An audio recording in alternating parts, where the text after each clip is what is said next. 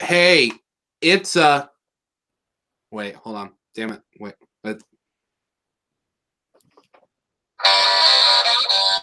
Bad guy episode. Yay. Okay, so what's up? We're Undercoverbrony.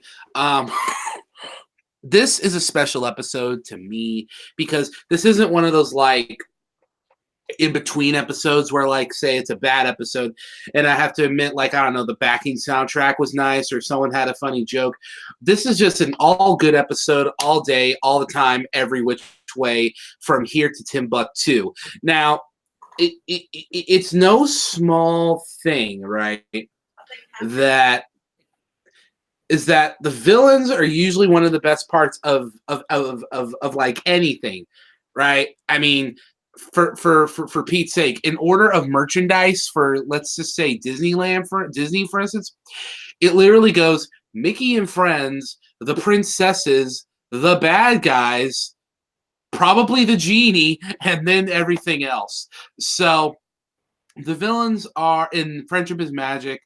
People have mixed opinions on certain redemption arcs, but these three, at least I think I like Cozy Glow. I mean, I feel like you're more in the Brony community than me these days. Other than I look up the occasional artwork or something. What's really been like?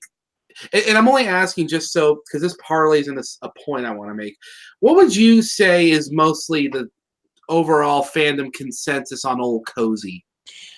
Um, I feel like generally most people are fine with her. I think also in general, she's definitely interesting from the fact that yes, she is a little kid, but at the same time, she's a manipulative little shit. So I think people are pretty good with her. Okay, good. Because this episode made Cozy Glow even better. This made Tyrek even better, although I feel like they kind of wimped him out a little bit in some little ways. And this show put over Chrysalis and made Chrysalis, who was already even better, even better. So let's walk through it. And I didn't mention a specific good thing about the episode because I want to wait till we get there, which isn't long. Okay. And so, you know what's really quick? I almost messed up my intro because of you, because I looked up and I finally noticed your shirt. Why are the Avengers having a powwow with Jesus? Well, it's literally where it says, and that's how I save the world. Okay. It's Jesus saying that. God, it was like at Christmas when you were posting that picture of Santa Claus kneeling over Jesus on Facebook, and half of your friends were like, praise, and the other half were like, well, you know. So anyway, you were going to talk about... I have an instant subset of friends, let's just say that. So you were going to give your opinions on the show, on the episode, so fire. This was a really, really good episode. I enjoyed this one immensely. It had some great moments, and I, again, like with every episode, I have notes on this, and these notes, they're freaking awesome. Just saying. So in fact, I took a look at his notes. It literally just says it's like freaking awesome space, freaking awesome space, freaking awesome indent, freaking space mulligan, freaking great, freaking space. Freaking space! Yeah, I know. I don't know why I ended up saying space. I can't English today. We had a gas leak yesterday at work, so maybe that's it. So the episode starts off in the Legion of Doom, which, yes, they call it the Legion of Doom, yes. Not in the television show, but they did in the synopsises, and I was so happy because between people calling Starlight and her homeboys, the Suicide Squad, the Young Six, the Teen Titans, and the main six, the Justice League, I thought to myself, okay, DC gets Friendship is Magic. That's sick. Yeah, exactly. So they are basically, Grogar is trying to focus because he finds this relic, which we'll find out what it is a little bit later. He finds this relic, and everyone's annoying the shit out of him. Like Cozy Glow's just like, I know you said not to bother you, but Tyrek left a mess again. And then Tyrek goes by, don't listen to anything that little shit has to say. And then you have Chrysalis going over and is like, I don't know when we're gonna start doing something, but it better be soon, or otherwise I'm gonna lose my shit.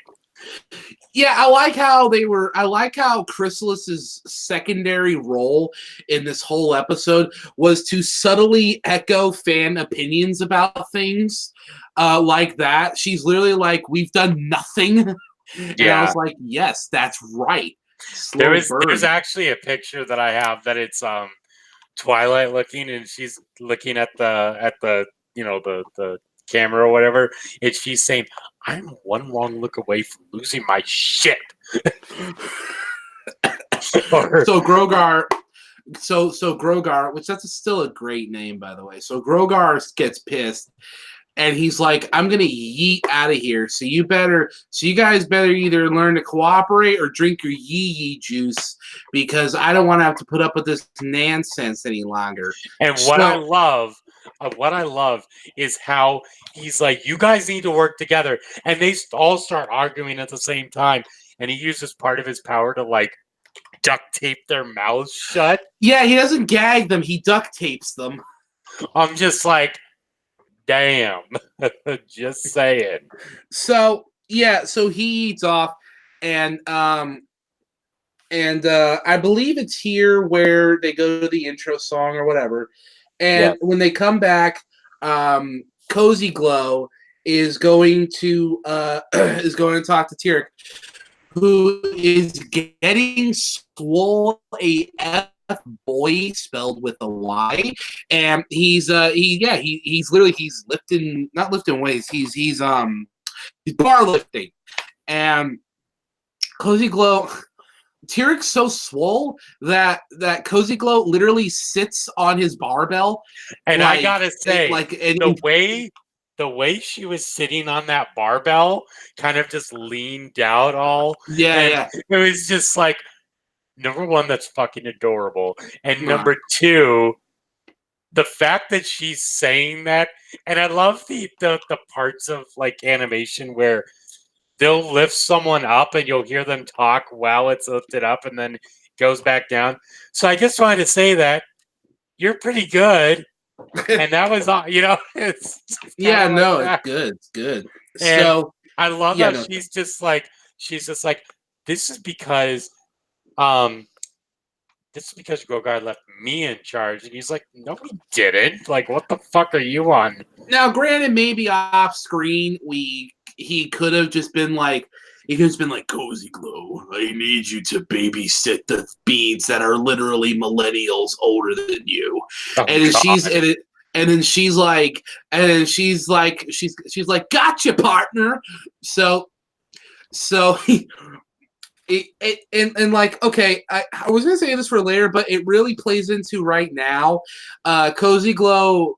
There's a part in the episode where Tyrek calls Cozy Glow annoying, and like that's and that she's like all he calls out her manipulative nature.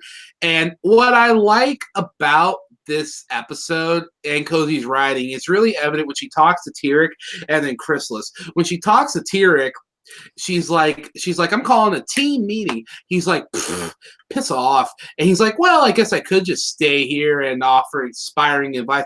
He's like, "Fine, I'll go, just go away." So she knows, and obviously they spent a whole season building up that she knows exactly what she's doing. But Cozy Glow knows what she's doing, and she plays to those strengths. When she talks to Chrysalis, she appeals to her in almost a slightly more empathetic nature because she still does the whole, Grogar left me in charge. No, we didn't. Well, I'm calling a team meeting, and she's like, "Piss off," and she's like, "There's gonna be food." And then That would appeal to me real quick. Now, two things here. One, this feels like what the Mean Six should have been, just in how this is what I was expecting the Mean Six to be. You had texted me that before I'd watched it, and I was like, "Oh, I wonder what he means." Ho ho ho ho! I did not expect what was going to befall me. So the other thing that I want to mention, yeah, is the reason she knows exactly what to do is and I should have said this way before, but you notice her cutie mark. It's not just anything. It's not like a tower. It's a rook from chess piece. She's a chess master. Yeah, and so she plays like 4D fucking chess, like it's in her fucking sleep. I haven't seen since good chess metaphor since Kingdom Hearts 3. So I was gonna say, so it plays into that, and there's a thing I like about all three of the villains. There's a subtle thing in the area, especially with Cozy Glow. Some people in the fandom take her attitude in the season 9 premiere and in this episode that she genuinely wants to be. It's three options. Either one, she genuinely wants to be friends with him and Chrysalis. B, she genuinely wants to work together with Tyrek and Chrysalis. Or C, she at least wants them to take her seriously. Or D, of course, she just wants to gain their trust and then she can betray him, whatever. But what I like is that, at least I perceive this when I watch the episode, because this was a rarity. Normally, when I watch these episodes, I'm like, get that smirk off your face. Normally when I watch these episodes, I do it like once right before. But this one, because I knew it started the villains, I'd watched it on like Sunday. And between then and now, I've literally watched that episode like 6 times because this had just so much win. Not normal for you.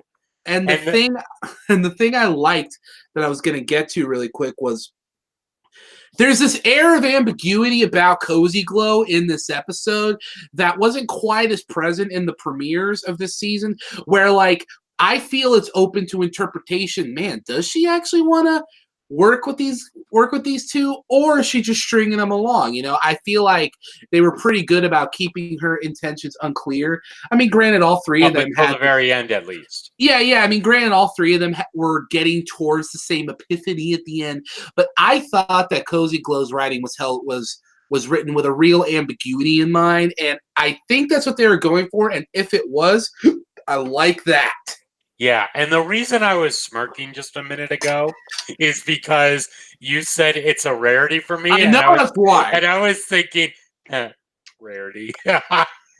So she's like, okay, look, guys, we need to pull together, be a team. And Chrysalis is like, okay, if we're supposed to be a team, tell Tyrek to stop draining my life force. And this was weird. He drains her life force, but spits it back up on a cupcake, and it glows red. And he's like, oh, I was doing nothing of the sort, blah, blah, blah. But then she takes it and eat it. And I'm curious, can he suck up essences and then use them as decorative parcels on his food? Because if he had eaten that, would he have taken her magic? I'm not saying that because I want to nitpick. I'm saying because that's really funny and that's really cool. But you notice that's foreshadowing for the end of the episode, too. Yeah. Oh, yeah. You know, I noticed who wrote the episode. I didn't recognize Mike Vogel. Yeah. Did he write another episode for the show? He's written quite a few, I think. They're probably some of my favorite ones. Let me look him up real quick because I know he's done a bunch. Yeah, you do that, and I'll keep making my point about why the writing in this was so good. So, what I love about Chrysalis and Tyrek is that more than any of the three of them, they're all. I mean, Tyrek and Cozy Glow a bit each other, but Tyrek and Chrysalis are taking pot shots at each other so much. Like, you know, she reminds him how he got his butt kicked. He calls her insane. I feel like Tyrek is probably the stronger of the two at his peak, but at this moment, I feel like they're kind of equal, but he has brute strength to make up for his probably lack of magic. Anyway, Cozy Glow is like, come on, you guys. That's why Grogar left me in charge. And they're like, no, he didn't. And then and they say it at the exact same time as well. Yeah. And this was interesting to me. I'm saying this because I did it because I wanted to do it before today. I rewatched the season 8 finale last night because I was like, you know, I want to see something about cozy, and I thought this was really keen. There was a moment where it's right before there's a song. It's right before the song, and she like grits her teeth and like growls in frustration that I'd never seen her do before, and I just thought it was really funny. I was like, okay, not the main six, not the CMC, not the young six, not an entire school, not Naysay, not the princesses. It takes an old goat man and an old bug lady being annoying, being uncooperative little shits to actually get Cozy Glow to lose her cool for a second. I thought that was really funny. So for some reason, it's not showing me the episodes he wrote. All it's saying is he's written for My Little Pony, but he's written some good episodes. I know that he started in season 6. Okay. So he's been pretty good so far. But I want to mention that this song that they sing the song was incredible. Can you say, what did I say 2 episodes ago? I think it was best song of in a while. Yeah, that was last week. This song is the best song in like. Let me think. Let me try not to exaggerate to it. In at least 3 seasons. Do you remember back in season 4 when Bats came out, and we were like, "Oh, dude, that song is so Danny Phantom." Not Danny Phantom. It's so Danny Elfman. This song was so Danny Elfman. This was at his peak. Nightmare Before Christmas, Beetlejuice. I think he also did the Pee Wee Herman movie. Top of his game. Danny Elfman song. The music was popping. The singing was bumping. And hey, villain song. I can count how many villain songs we've had on one hand. Starlight's in the Christmas episode a couple years ago. That doesn't count. That was awesome. That was an awesome song, but that was a dream spot. The villains never get songs. Well, and we only have This Day Aria, and the one that Starlight had when season 5 premiere. That's the only 2 I can think of off the top of my head. Unless you count Discord's song from Three's a Crowd. Glass of Water. But no one wants to talk about that episode. Anyway, I gotta say, the reason I loved this song so much was, yes, it's a good song. But there was a song.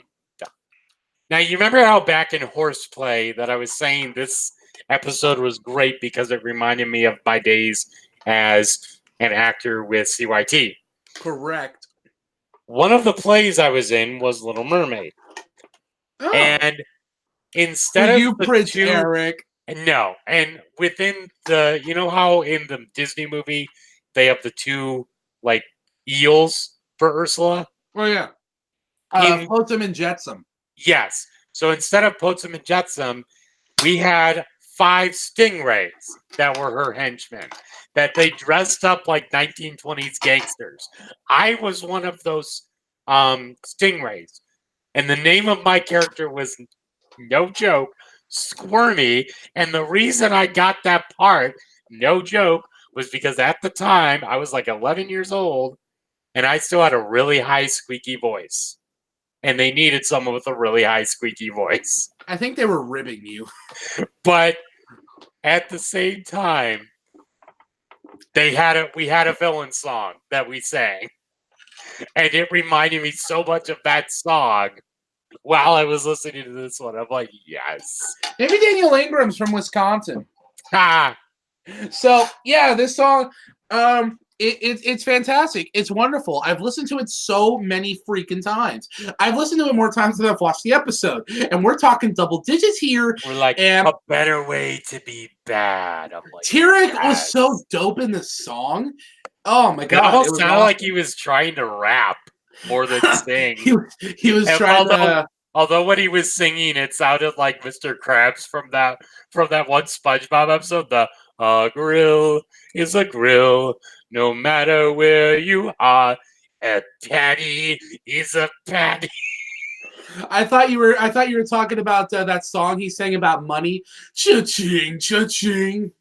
Cha-ching, you're right. More like Mr. Krabs, cha-ching. More like the U.S. government cha-ching. Okay. At least Mr. Krabs isn't in a humongous amount of debt. Shots fired. Anyway, so wait a minute. You're in this country too. I know. You shot and yourself. It sucks. It could be better in some places. No, shots are directed at the government. Shots fired. But when we lie, it's treason. When they lie, it's politics. Yeah, it's like, what the fuck? No, I saw you post that on your Facebook. What are we in high school? Anywho, I'm kidding. So yeah, the song. Anyway, song's great. It's 6 out of 5 stars. So the song ends because Tyrek. And the story is Chrysalis and Tyrek hijack Cozy Glow's song. There's literally a line in there where she's like, "Hey, this is my song," and they're like, "Lol, nope, we got the horses in the back." And then Grogar comes back, and then he's like, "Boy, hey girls." Chrysalis actually does a similar gesture near the end when she has to give Tyrek her magic. It was funny. Anyway, so he's like, I thought you guys were gonna work out your differences, and then and I'm just like, what, in 5 minutes? That's ridiculous. It's a My Little Pony episode. They need 20. So he's like, all right, you guys haven't worked out your differences. You have not proven to me that you can work together in any solitary microscopic facet. Scale up Death Mountain and get my MacGuffin. And they're like, okay. And it's this bell. It's like an enchantment bell that has some of his magical power with it, and it's like a necromancy sort of bell, according to him. And it was this character, I don't remember her name, but she stole it and Gusty, ran with Gletto, it. Glisty. It was Gliss something. Gusty the Great. Yes! My wife just pointed that out. Yes. Thanks, Katie. Gusty the Great. Thank you. So, so Gusty the Great takes the bell from I almost said Tyrek, from Grogar, and hides it in this mountain with enchanted winds that will blow anything away. And I'm like, okay. Yeah. That'll play that Breaking Benjamin song every time you get near it. Which one? Blow Me Away. I don't. Blow Me Away. The one that was in Halo 2. Oh, I didn't listen to Breaking Benjamin. I heard Diary of Jane way too many freaking times. Christ. Okay. Anyway, they go to the mountain, and of course the natural happens. They split up, and Tyrek literally just says, "Yeah, screw this. I'm gonna make me a chair." Chrysalis is going through the woods, and she's literally scaring the evil monsters that are supposed to eat ponies away. And I'm just like, wow. Could they make Chrysalis any more OP in this episode? I love how when all the eyes are coming at her, she's just sitting there smirking like, really, guys? Really? Yeah, even during the song, they protected Chrysalis a lot more than Tyrek. Tyrek in this episode, he told jokes. They kind of humbled him a little. Chrysalis is just evil, insane, and throws insult to every. They all insult each other, but Tyrek actually got brought down a peg in the song. Whereas Chrysalis just, got crazy, so I guess it's an even trade-off. Anyway, Cozy Glow hikes up the mountain, and she comes across that that hut that you see when you go up the mountain in Final Fantasy VII after the unnecessary snowboarding section, and we meet Rust Bucket. That was his name, right? Rust or Rusty Bucket? I really hope it was Rust Bucket, because that would be that would. And he has a rust bucket on his head, so it makes sense. He's like, I have to guard the mountain. And I love how Cozy Glow comes up, starting to cry and everything, and I'm just like, wow, that's just like what we did in Black Flag, where she's just like, I'm poorly and faint. Where a kid does that. Oh, help me, sir. I'm terribly poor and faint. So there's a GIF I wanted to show you that I found on Derpy Buru. It's where she gets frustrated with him and her pupils go really small, but then she gets back into the act again and they get all big. She goes like that. I want to send you that because I was just like, God, it's some good animation. So it reminded me of from the season 7 premiere, I think, and it was a GIF where it was Starlight being dragged away by Twilight's magic, and then it showed that one First Order officer getting pulled by the Force by Kylo Ren. It's like, yes. Oh man.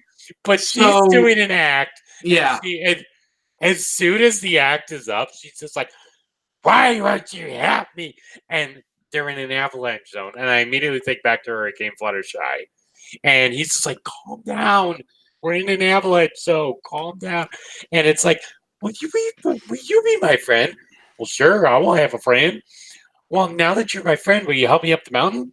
Well, in Twilight's journal, it says not to help do something that you shouldn't be doing. So I'm sorry. It's from her and her friends. And I actually saw a Derpy Boo picture as well that showed something along the lines of, oh, you're Cozy Glow. You're the evil little bitch that was in the season 8 premiere. See, it has your name and everything. Oh man, I for some reason remember it was like, well, a real friend wouldn't ask someone to do something they don't want to do because he had previously denied her. Then she tried again, and then he busted out the book, and then she's like, "What?" And then the mountain quakes, so she gets buried in snow. She gets buried in snow, and Chrysalis is attempting to cross a chasm. But she cannot because, she's sliding on ice. Yeah, magic farts. So Cozy Glow's making her way. And Chrysalis makes 2 references to the show: a crocodile to get through the ice, and then a rock to get across that like Grand Canyon pit thing. Yeah, I've seen Chrysalis use her shape-shifting powers more effectively in this episode and in the season 2 finales than any other changeling has in the entire show. Mm-hmm. In the entire. So eventually they all convene. Yes. At the camp. And this is probably the best scene in the show, I would think. In the episode, I would think. Because Cozy Glow shows up. She's covered in snow. Tyrek laughs at her. He's literally laughing at the little girl that could have gotten hypothermia. And she's just like, it's not funny. And he's like, yeah, it is. He's like, you suck. And then she's like, you suck too. He's like, you can't suck if you don't even try to take their pants off. Wait, what? And Cozy Glow. And I love their little banter here because Tyrek's just like, well, you snow and you'll say, you. And, and she's just like, well, I'm not the one who talks to Graham in his sleep. And he's just like, don't bring Graham into this. And then there's this weird, like, part cow, part serpent thing that comes through. And they have another one that comes up, and it's revealed later in a minute to be Chrysalis. But she uses his love thing to get to her, and then she transforms back and eats the love or whatever. And Cozy Glow literally almost like pukes because she's just like, that is disgusting. Yeah, and I gotta say, I don't want to use the word graphic, but dude, they showed her draining that thing's love like pretty in your face about it, and they didn't play it for laughs or nothing until Cozy's comment. I'm like, whoa, way to remind us that Chrysalis is supposed to be, a terrifying. Badass. Yeah. I gotta say, it's like, and she gets the cow thing into a cocoon, and it's like, do you do all your subjects? Yeah, I always save a little for another meal, and I love how she's like, I didn't come back here for you guys or anything. I just came here to, and then because and then Cozy Glue comes off to the side, and she's just like, and I love her the animation here. She's just like, need us, Oh and my god, that was great. and the best line that Queen Chrysalis has ever spouted comes right here. As soon as Cozy Go does that, she's just like, yes. Oh my god, that was so good. It was so funny. And now they're all in a circle. They're talking about what they were trying to do. Jarek saying he wanted to drain all magic and all the magic from Equestria and or suck up all the magic. And Quistles was like, I would have gotten away with it too without That's what Starlight coming in and turning the fucking changelings gay. Chrysalis Jones. No, I was gonna say no, you saw that picture, right? It's literally no, I did. almost going with a fiery backdrop. It's like, I don't like him putting friendship in the water. It turns the freaking changelings gay. That monster. It was. I knew I saw it somewhere. It's called an Ophiotaurus, and it's actually a pretty obscure Greek monster. Apparently, they're actually Osiris?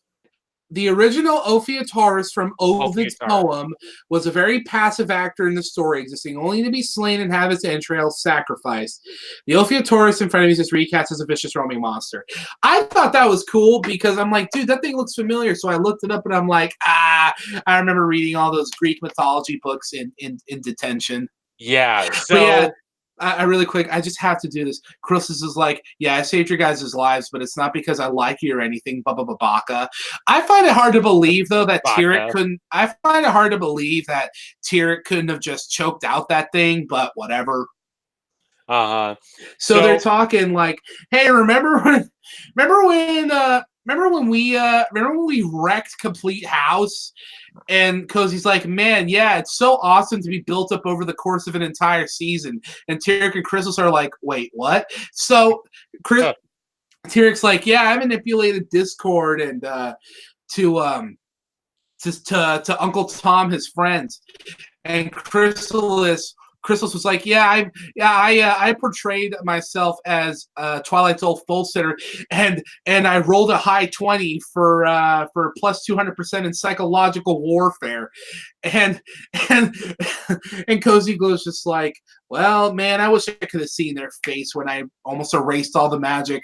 Tyrek's like, isn't that a bit much? She's like, I think big. Like, yeah, and doesn't she sound like Sweetie Belle on that line? She did. I was like, wait, is it Claire Corlett? Is that you? I know it's not. No, and I looked it up. It's not Claire Corlett. It's someone I think named Brooke, I think. Brooke, I don't remember. And then Chrysalis just transports into the Twilight. And she's like, I suck. I made a list of how I'm a failure. And they're just yucking it up. And I'm like, dude, this is... And she's doing a full-on routine of, oh, woe is me. I'm so neurotic and terrible. And I'm just like, I'm just sitting back. I'm so pathetic. I'm just like, dude, yes, this is greatness right here. So the next morning, they team up. Apparently, they played Jack and Daxter the night before because Cozy Glow is perched up on Tyrek's shoulder like she's an Otzel, and they cause an avalanche. I almost thought that was a great game series, by the way. I love that game series. Yeah, this is a true story. They were gonna make Jack and Daxter 4, but do you know what they made instead? What? Last of Us. Which turned out to... Okay, I have a story about The Last of Us. Oh, no. I knew that it was a sad story, but I watched someone do like the intro of a Let's Play to it, and I'm watching them go through the intro. And when his daughter gets gunned down and she's dying in his arms, I had tears streaming down my cheeks when I was watching that, and it just shows The Last of Us. I'm like, holy fuck, that's sad. Oh, it's even more brutal because you play as the daughter in the beginning. I know, and I actually got to play it a little bit at one of the pony conventions because they had it set up, and I played that intro, and Who again, the it hell made was me like, cry. okay, let's meet up for Pony Fun Time. What should we bring? Oh, Mario Party, Smash Brothers, maybe some kind. Oh, let's bring Last of Us. Hey, but What? they had an NES Classic there, so that was cool. Oh, that was neat. Yeah, no. So I felt bad too until I read a blog that's real talking about how The Last of Us is actually a work of the patriarchy because a young female died to further the character development of a male. And then I realized I am hereditarily oppressive. And then you look at the Markiplier, try not to laugh, and it's this one girl where it's the bunny before he gets like harpooned, and Oh it's like God. the bunny's like walking around, and she's just like, and she has tears streaming down her face, and she's just like, that's the cutest fucking thing I've ever seen in my life. Oh my god! Oh man. So they climb the mountain. I thought they were gonna kill Rust Bucket. They did not, but so they do that. Tyrek just pops out. I'm okay.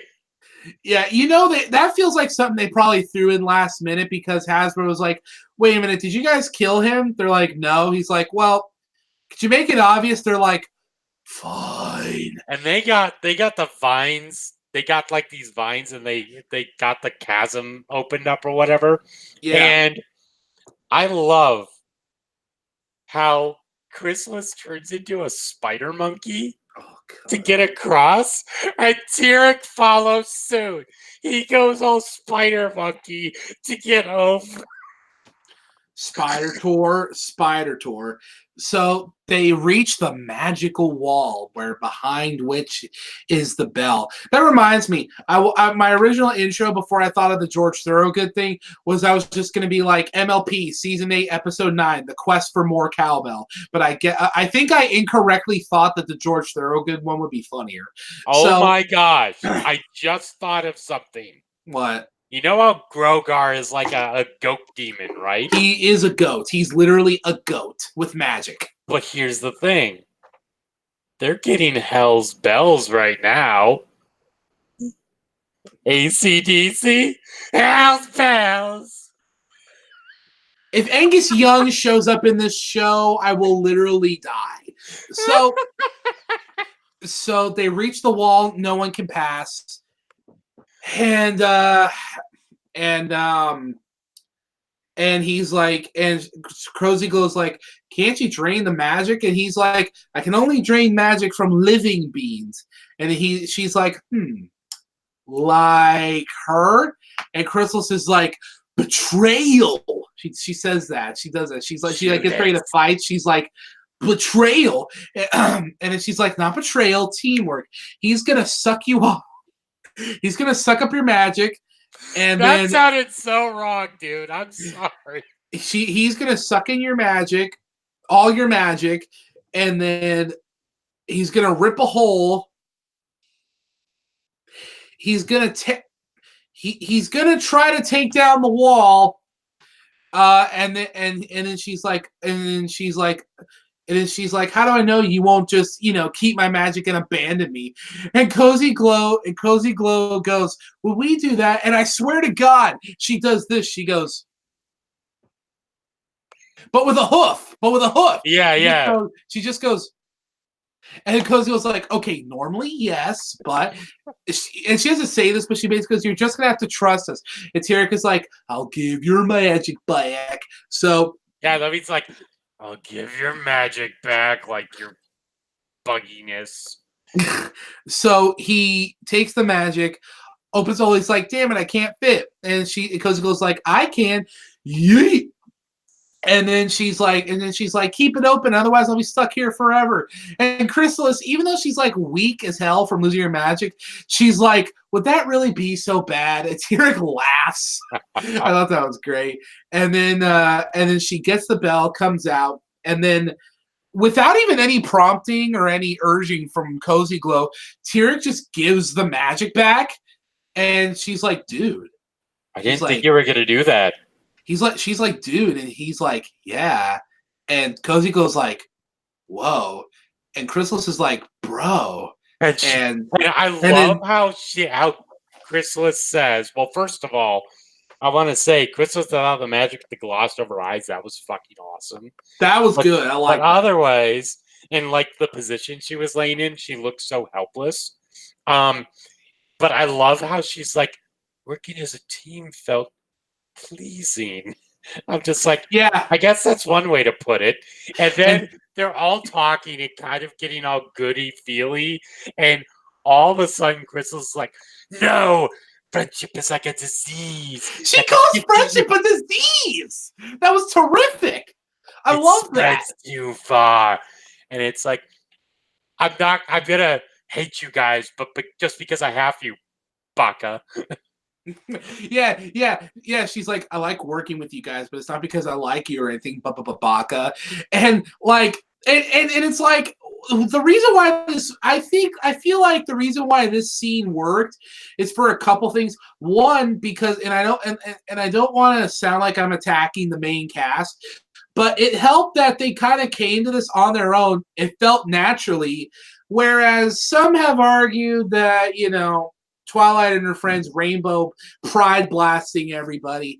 It's kind of like a forced thing, or when they did like Discord's Reformation and stuff, they thought it was too quick, and Luna gets redeemed at the beginning of season 1. You don't see her till season 2, and like what I liked about this is that you can see over the course of the episode and in their interactions, they're developing a certain synergy with each other.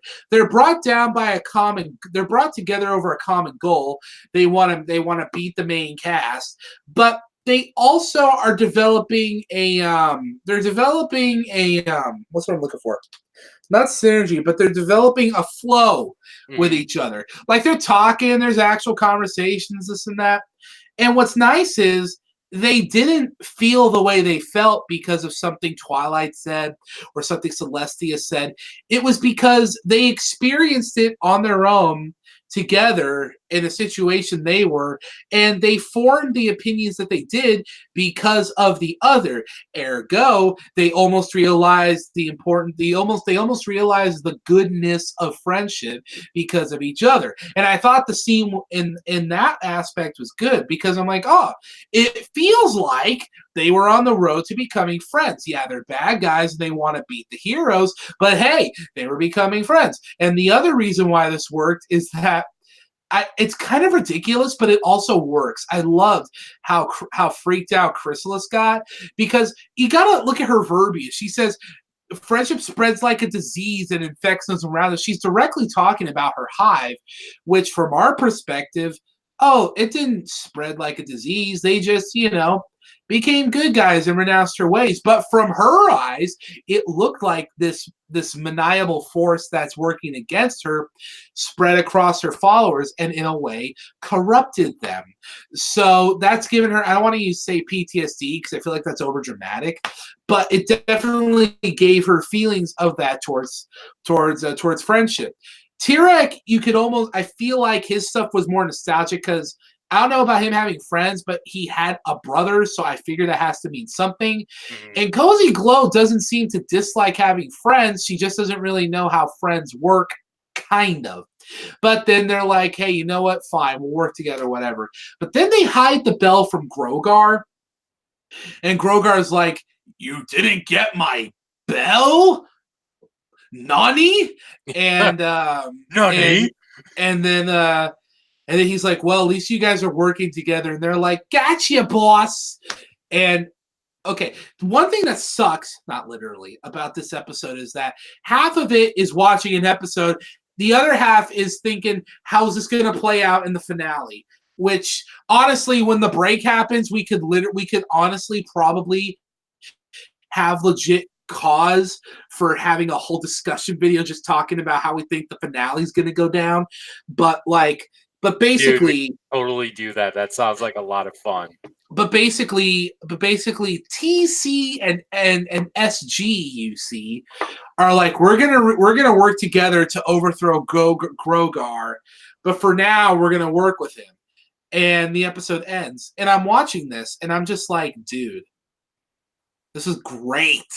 This is Okay. great. Now, one more thing I want to mention before we do our scores.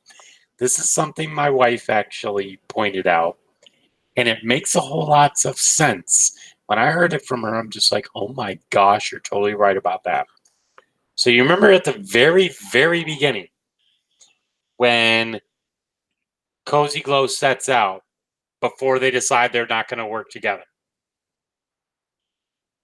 Did you notice she had a map of them getting up the mountain? And then after they decided to split up, she threw it away.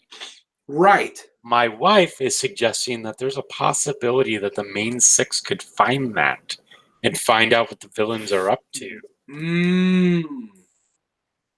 Ooh. That's saucy. I like that.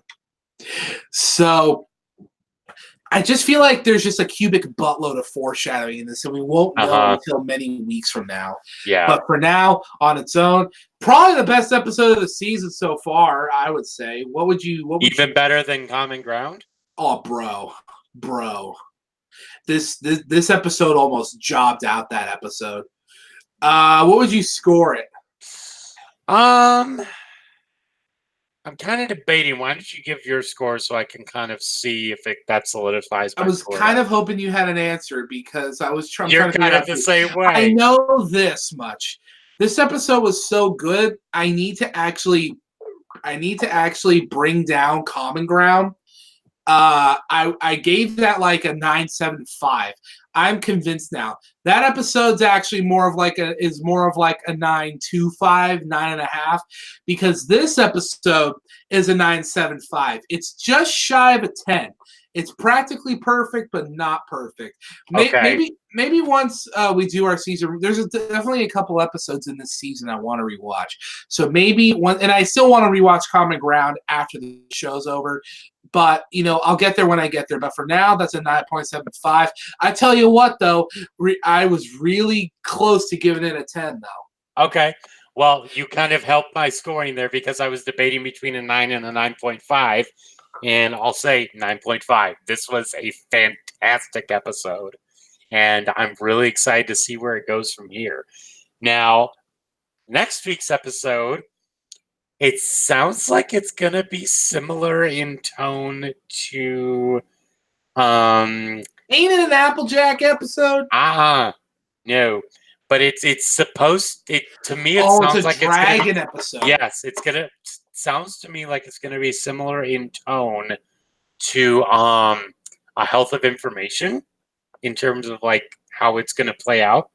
But it says Smolder returns to the Dragonlands with Spike and Fluttershy to help cheer up her sensitive brother. But when they arrive, they discover the dragon eggs aren't hatching. Yeah, that's kind of a tonal shift, isn't it? It sounds like it's going to be family drama, but then it's like, hey, babies aren't living. Are they trying to make a lesson on abortion? God, wouldn't that be topical right now? I was just gonna make a Spyro 3 reference. I know, I gotta get all political up in this shit. Oh my god. Hey, you know what? This show has actually tackled pretty serious subjects a lot better than most serious adult things actually do. So hey, you know what? They probably do it better than half those hacks on Comedy Central. True. They do it better than South Park any day. They do it better than Saturday Night Live. South Park has lost their touch so goddamn much. Yeah. The last 4 years, I'm just like, Trey, Matt, what happened to you? So, until next time, that's it from me, John. And me, Snake Skin. And we will talk to you guys later. Peace out, Dragon. Adios.